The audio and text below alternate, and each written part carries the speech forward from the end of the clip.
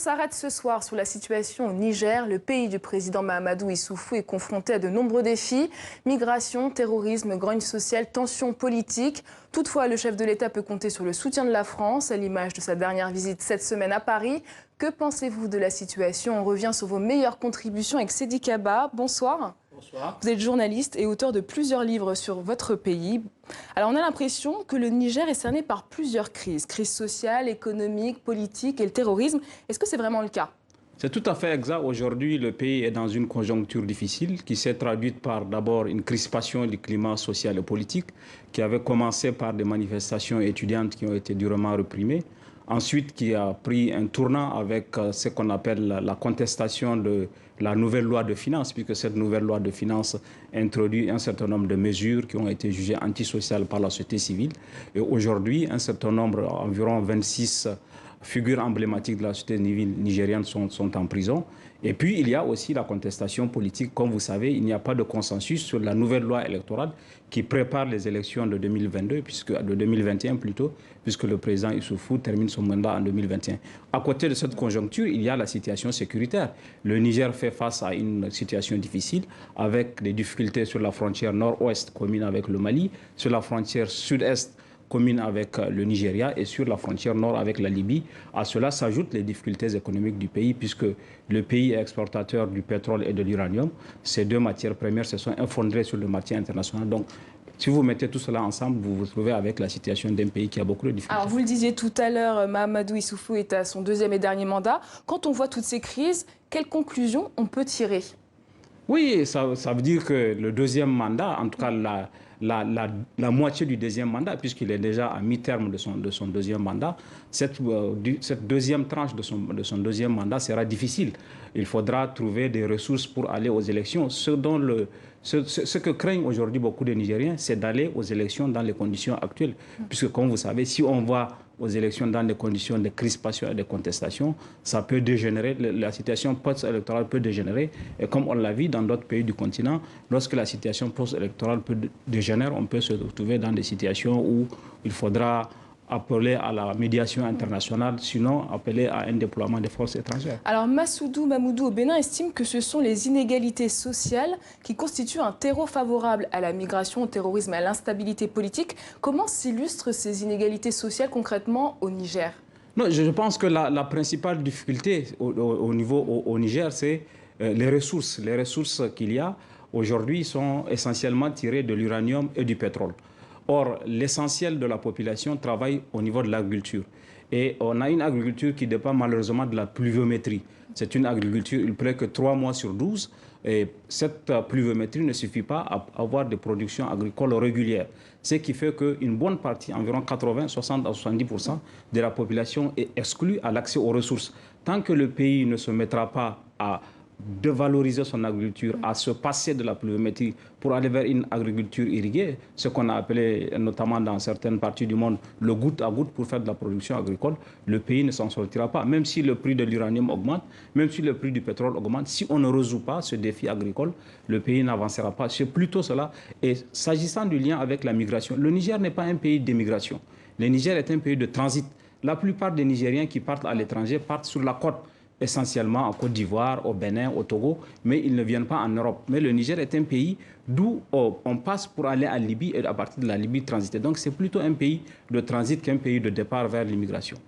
Alors est-ce que ces inégalités se sont creusées sous Mahamadou Issoufou?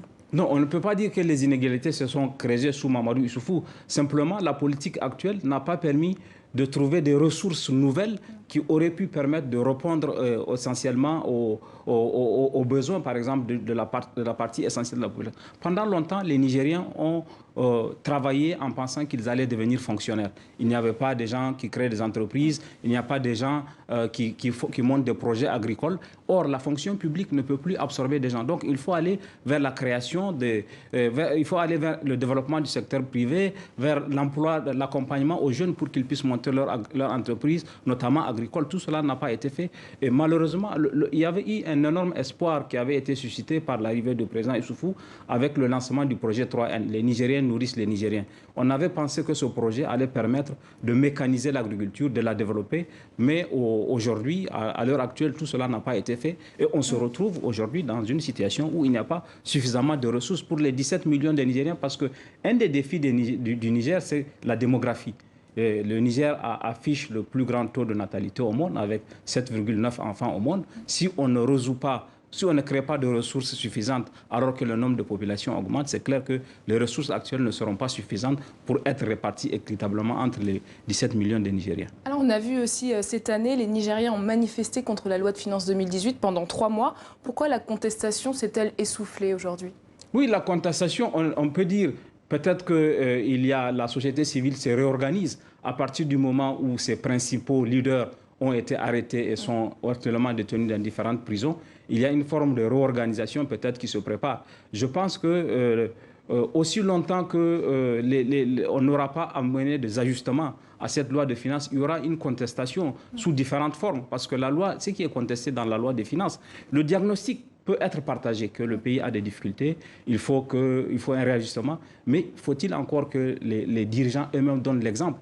Le Niger a un gouvernement de 43 ministres. Si on veut montrer aux gens que le pays a des difficultés et les convaincre d'adhérer à ça, il faut commencer par réduire le train de vie de l'État, il faut commencer par réduire le nombre de conseillers ministériels, et pourquoi pas aller vers ce que les autres pays ont fait, que des ministres voyagent en classe affaires. Le gouvernement a dit qu'on ne fera plus d'évacuation sanitaire. Ce n'est pas suffisant, il faut aller au-delà. Et ce que je pense que ce que les gens attendent, c'est que les dirigeants eux-mêmes donnent l'exemple de la difficulté du pays, et ensuite, eux aussi pourront adhérer. Est-ce que pour vous, aujourd'hui, il y a un tournant autoritaire du régime? Je pense qu'il y a un tour de vis, il y a un tour de vis sécuritaire qui a été amorcé par un choix. Parce que, comme il a été dit, le fait que le pays soit perçu comme un exemple dans la lutte contre le terrorisme, la caution de la communauté internationale a amené sans doute le pouvoir à penser qu'il pourrait aller vers un certain nombre d'atteintes aux droits,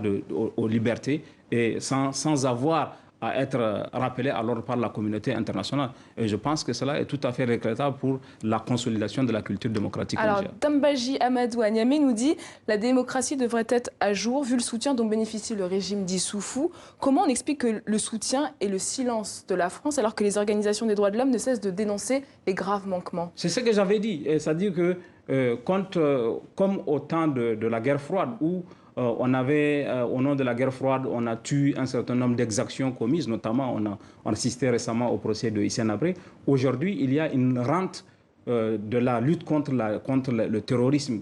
Un certain nombre de régimes s'autorisent à faire des atteintes aux droits de l'homme, des atteintes aux libertés, au nom de cette lutte contre le terrorisme. Et comme on considère qu'ils sont essentiels dans la stratégie de lutte contre le terrorisme, le président Issoufou et le président du G5 Sahel, le pays s'est engagé de force, notamment au Mali. Donc on considère qu'il y a une exemplarité du Niger dans la lutte contre le terrorisme. Et au nom de cela, la communauté internationale se tait. Je pense que c'est une erreur. Il faut concilier la lutte contre le terrorisme avec l'aspect de liberté. Sinon, cette absence de liberté fera le terreau de groupes djihadistes qui pourront recruter des jeunes qui sont déçus qu'il n'y ait pas de liberté dans leur pays. Surtout que dans ce contexte-là, il n'y a pas de perspective d'emploi, de perspective. Donc, s'il n'y a pas de liberté, ça va devenir un facteur aggravant et ces jeunes-là vont se jeter dans les mains des groupes armés. Merci Seydi Kaba pour votre analyse. Merci.